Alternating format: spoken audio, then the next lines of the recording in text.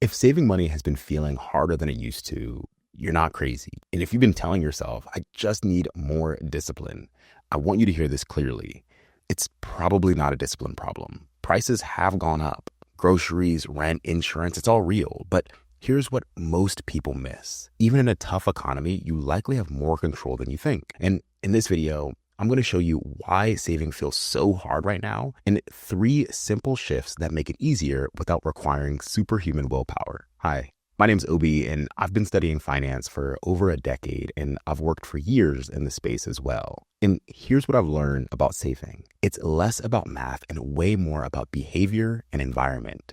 So let me break down 3 reasons why saving feels so difficult right now. Reason number 1 is that spending is frictionless by design. Several months ago, I was doing an Amazon return at Whole Foods when I noticed that they had this biometric checkout option. You literally just scan your hand to pay.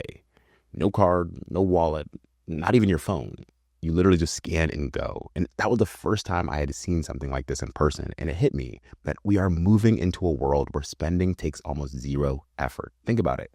A few years ago, 2-day delivery felt fast. Now, you can have something at your door in a couple of hours. When spending takes almost no effort, saving starts to feel like constant effort. And if you're trying to fight that with willpower alone, you're fighting an uphill battle. So here's the question. If the world is making spending easier, what are you doing to make saving easier? Reason number 2 are quiet money leaks. See, sometimes we take a hit in our finances due to big expenses, but other times we take hits because of those subtle drips over time. I noticed this in my own finances when I sat down and reviewed my memberships, subscriptions, and annual fees. And what surprised me wasn't that I had them, since I use them and feel like they add value, but what surprised me was how fast they add up. When you total it across a full year, it can easily be over $1,000. But it doesn't feel like that in the moment because it's spread out over small charges. That's what makes it dangerous. You don't feel it on that random Tuesday when a $12 charge hits. You feel it later in those frustrated moments when you're looking at your account thinking, why do I never have extra? Or when a bigger expense pops up. A car repair, a medical bill, or something unexpected, and you're wishing you had more cushion. And if I was surprised, even as somebody who pays attention to this stuff, I'm confident there are many more people who are bleeding money through a lot of these recurring expenses without even realizing it. Reason number 3 is unexpected expenses aren't always unexpected. Car repairs, medical bills, random fees, these are all referred to as unexpected, but most of the time, it's really the timing that's unpredictable, not the fact that they'll happen. For example, if you drive a car, you will need maintenance. Most of it's small, $50 here, $100 there, but eventually something bigger comes. Brakes, tires, suspension. We don't always know when the expense will come, but we can be confident that they will eventually show up. And when we don't plan ahead for these bigger, infrequent expenses, they'll blindside us. Now, not everything can be planned for perfectly.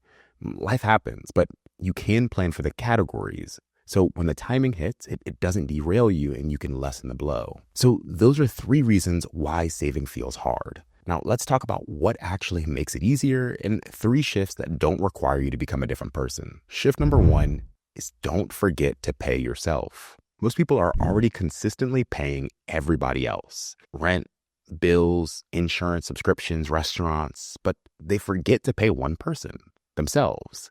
So here's what paying yourself looks like in real life. Pick a number that doesn't scare you, even if it's $25 or $50, and set up an automatic transfer the day after payday. Not because $25 changes your life overnight, but because it changes the system and helps you build momentum. With this new system, saving isn't something you do only when you feel motivated.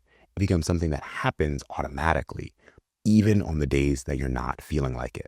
And if finding an extra $25 or $50 seems impossible for you right now, I actually put together a free guide with 5 ways to save $200 this week.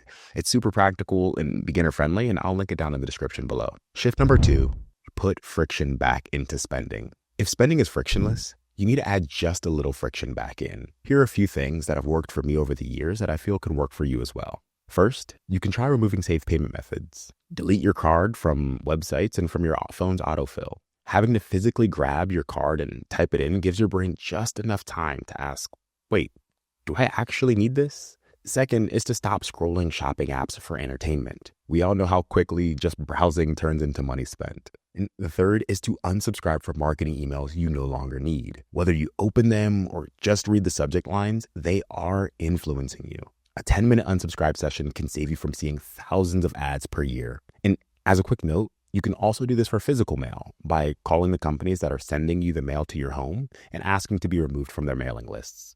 And this isn't about never buying anything. It's about giving yourself enough time and space to choose on purpose instead of spending on autopilot. Shift number 3 is to do a monthly leak check. And this one is underrated.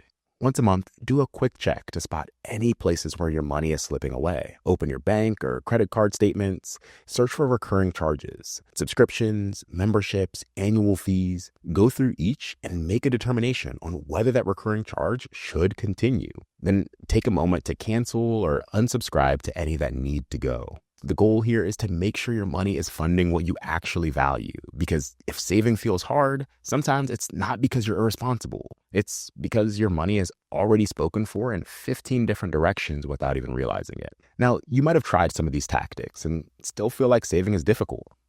That's normal, because here's the thing.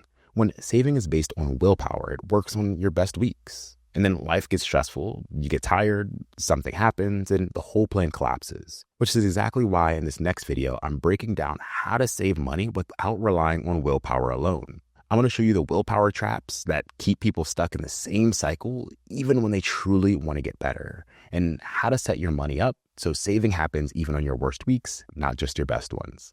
If this video helped, feel free to like and subscribe as it does support the channel. Thanks for watching, and I'll see you in the next one.